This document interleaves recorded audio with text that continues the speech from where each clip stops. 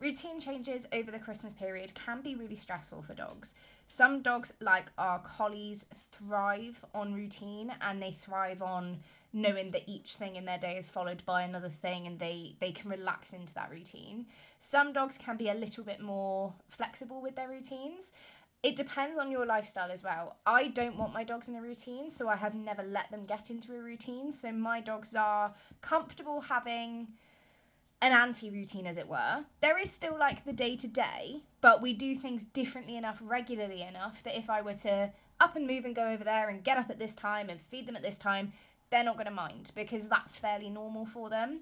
However, if you have a dog and they are walked bang on 7 o'clock every single morning, you leave for work at 8, and they are fed at 6 o'clock, you come home at 5 o'clock, and that is what happens all day, every day, even on the weekends, even if you don't go to work, those feeding times, those walk times are still the same.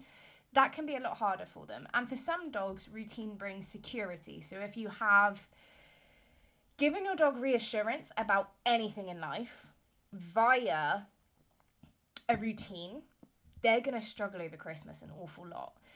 It's not just the fact that our routine changes, it's the fact that everything's going to change all at once, essentially. So if, for example, you have time off over Christmas and you start walking the dog in the middle of the day, that's a routine change in terms of what they're expecting. But if in the times at home, what is happening at home has changed as well, so you're around all day, your family are around all day, you're having friends over, your kids are around all day, that's an awful lot of routine change, and it's all happening in one go. There's no slow descent into it or anything like that. That can be really, really tough. And if you do have a dog that thrives on routine, you want to make sure you start to slip in little routine changes now. So something as simple as feeding them 5 minutes earlier, 5 minutes later, feeding them in different places in the house if you're going to be moving where you are over Christmas. So if I was staying at home, I'd feed my dogs in the same place, but I'd vary the times by an hour or so, as long as it's safe and happy for my dogs to do that with their health and everything like that. Obviously, if you have any health concerns, don't change their meal times.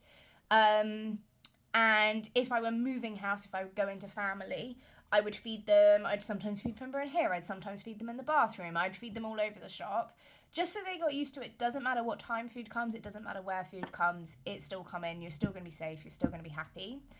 Things like walking your dogs at different times of the day as well. So if anyone has any time off from work in between now and Christmas, making sure that you walk your dogs at different times of day so that it's not a shock to your dogs.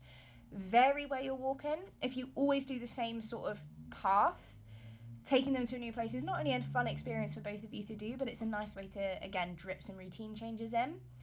But also, if your dog thrives on routine, even if your dog doesn't thrive on it, but is just more comfortable when there's routine, note that it's going to be stressful for them no matter what you do. So even if your routine changes, so you stop working and your entire day is devoted to your dog, it's devoted to making sure they're happy, well rested, well exercised, well trained, well fed.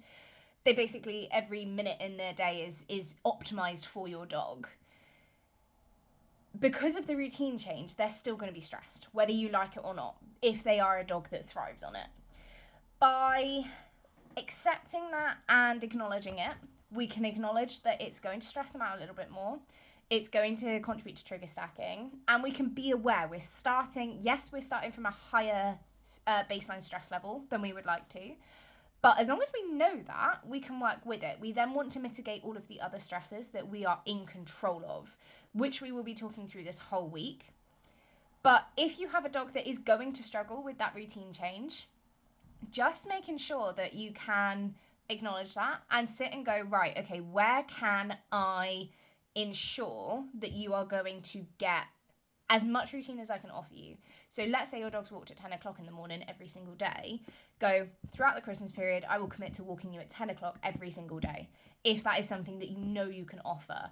Personally, for my family Christmases, I have no idea if I could offer that or not. So that wouldn't be something that I keep religious for my dogs. My dogs don't mind when they're walked. They will be walked anywhere between like 5 o'clock in the morning to 9 o'clock at night. So they are fairly flexible on that. And by making sure that we are flexible and that they're used to that, it's not going to matter when I walk them at Christmas. Another thing is really important if we're traveling with dogs, that routine is changing that much more. And there is so much for your dogs to take in and to gather information. There's a little picture in the comments that is really, really beneficial for everyone to be aware of, because it just shows how much they have to think about, how much they have to look at, and how much information they're getting. So if you have a dog that is struggling with that routine change, you've taken them to a new place, and you look at the image in the comments and it has all of these factors that they have to think about, as well as it just gives you some appreciation of how much the dogs need to, or how much information the dogs are getting that is new, potentially scary, potentially nerve-wracking.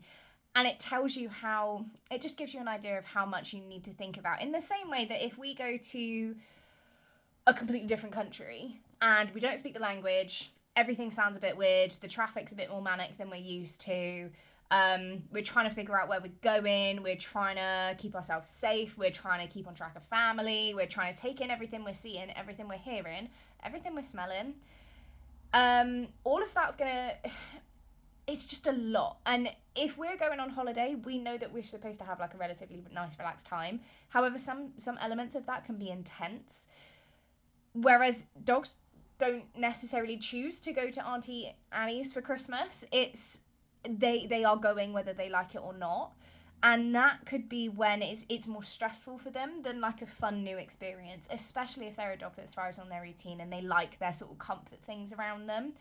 So just have a think about what your dogs are actually experiencing when you move for Christmas, or when people come to you for Christmas, and respect the level of stress that that's going to put your dogs under, even if you are doing everything you can to make that as relaxing as possible as you can for your dogs.